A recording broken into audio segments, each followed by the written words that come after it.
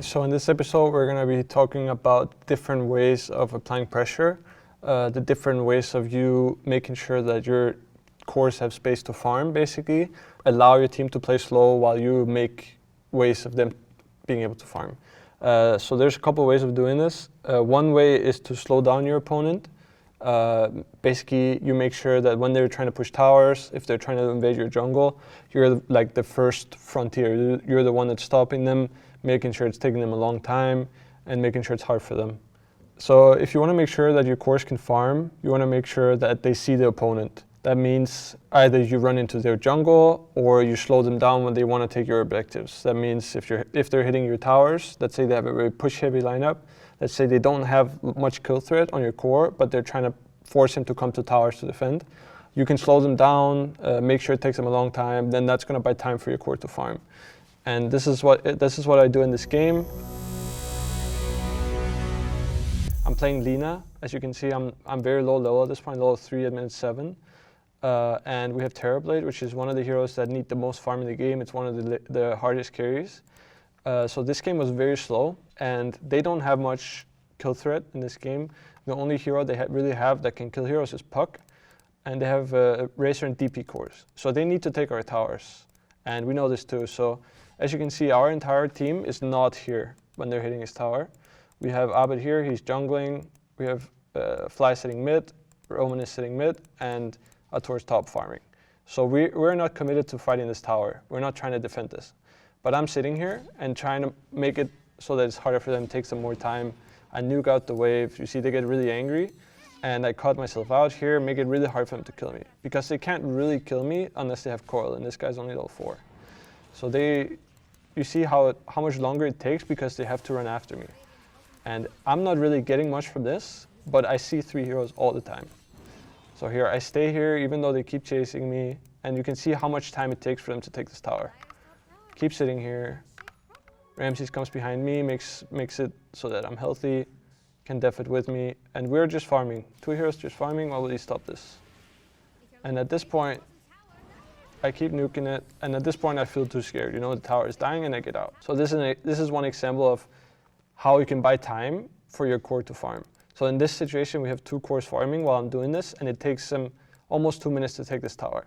At some point, you have to give it up. You don't want to stay here and like push it above the limit where you die for nothing, you know. But you can stall as long as possible, and then you'll buy time for your cores to farm. Okay, so they got this tower, but you have to understand that it took them a long time, and at that time, our core is farming. And after this happens, this tower dies, I move myself to the next tower that I know they want to go for. In this case, that's mid tower. So the dire team, they messed up defending this tower. They Abbott on TP top and he died alone. And now they really want to get this tower because they know as well as us that they are on a timer in this game.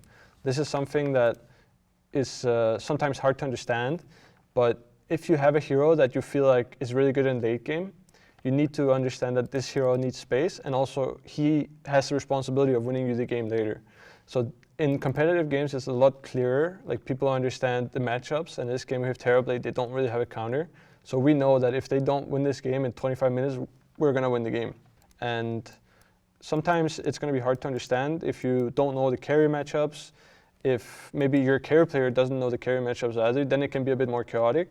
But if you at least have a game plan, it means that your team will play with cohesion, and that not half the team will be running into fight while half the team is going to be farming. Instead, you have like 5 players that are playing for the same timing. So in this game, we're all playing for late game timing because we have Terrorblade. Actually, at the exact same time, I guess that's snaking. So you see these lines here, 2 lines being drawn at the same time towards this mid tower.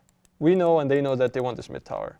It's important to be, when you're playing these heroes that need to defend towers like Lina or heroes, this is mostly range supports in general, if you want to stall them, to understand when it's going to happen and why they're doing it. So I know that they're not going for this top tower because it's not easy for them to go from all the way from bot to top. It's not possible.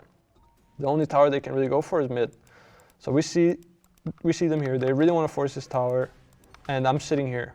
It's really important to notice my positioning as well, so that I'm playing on the left side of this tower. Because if I sit here in the trees, they're going to kill me. They're going to come in from the right, and they'll kill me when I sit here. So I just push the wave, I'll nuke it here, And you can see how mad they are because they want to kill me. And this slows down the tower push once again. It's the same thing as bottom lane, and it makes it so that Flag can push out bot. He's pushing out bot here. Abed is farming jungle, and now RTC is farming top. So we know that at some point they will get this tower, this mid tower. It's not possible for us to stop it forever. So basically, I'm just stalling. And what Artur is doing at the same time is he's pushing in this lane. Because as soon as they're done with this tower, they have to move towards top, and they have to take this tower.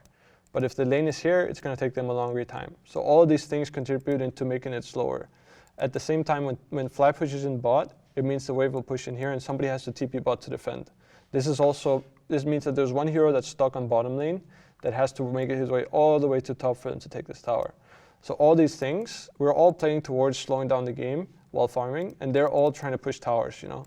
They don't have the option to really catch us, which means that it's going to be slow for them, and they're getting out-farmed on the map because they're doing this. So in this replay, I'll be showing an example of playing really aggressive. This is usually something you want to do when you're playing melee position force, when you're roaming a lot. When you're playing in between the lanes, it's also more natural for you to move into the jungle, which is why when you play ranged supports, it's less natural for you to be moving in the jungle. You want to sit behind your towers, push out the waves. So it's just natural that when you range support, it's going to be more passive and defending, and when you play melee support, you're going to be in their face. So in this game, I'm playing Earth Spirit, and if you look at the matchups in this game, they have a Wisp mid, which is it's kind of rare, but it's a very greedy mid hero. He wants to go into the jungle, and he wants to farm a lot. You know, he wants to go. He doesn't want to sit mid. He doesn't want to fight. He just wants to farm. And I have a Huskar in this game. Huskar is a really good hero for my hero to play with. So I have a hero that a core that can play with me in their jungle. So it's important for me in this game to communicate with him to make sure that he's with me when I go into their jungle.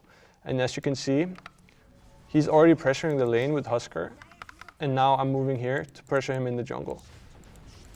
I'm running into his jungle, we're killing him when he's farming his stacks, you know. So far we don't have wards here. We don't have any wards, so that's the next goal for me is to get in there again and get wards out so we see him when he's farming. Because right now we don't see him. We have this one ward, that's all. So we move in here, I get a deep ward, and we chase him around. Me, Snapfire, and Huskar. This is the constellation you want to have. You want to have 2 supports and 1 core. So in this game, my Snapfire actually did a really good job. He's playing from bottom lane, but he's connecting with us when we're playing in the jungle, you know? He's running away from Jug, he got this ward out, and now he's helping us get this ward out. So we're able to stop this Wisp from farming, while Jugger is just sitting bottom and farming. And Huskar is farming, killing these guys with us, and this Wisp has no way to go.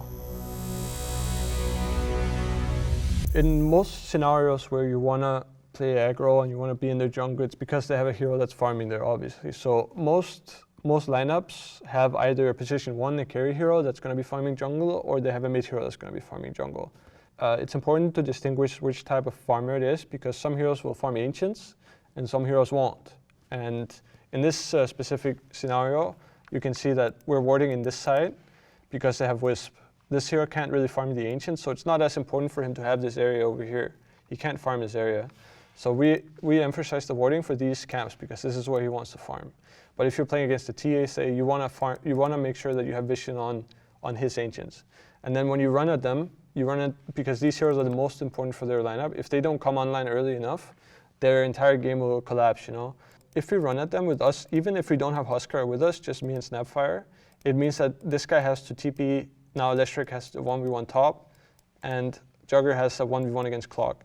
You can even see later that this Clock moves away to help. Even Clock comes from bottom lane. This is because they know that if this Wisp can't farm, they don't have a plan. So at this point, Jugger has a complete free lane.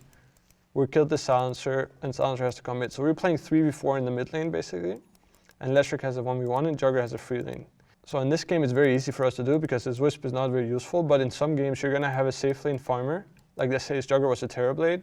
You want to make sure that they're not going on him, so he can farm. And you do that best by going on the hero that they want to farm, because then they will react. And if the other team keeps reacting, it means there's space for your course.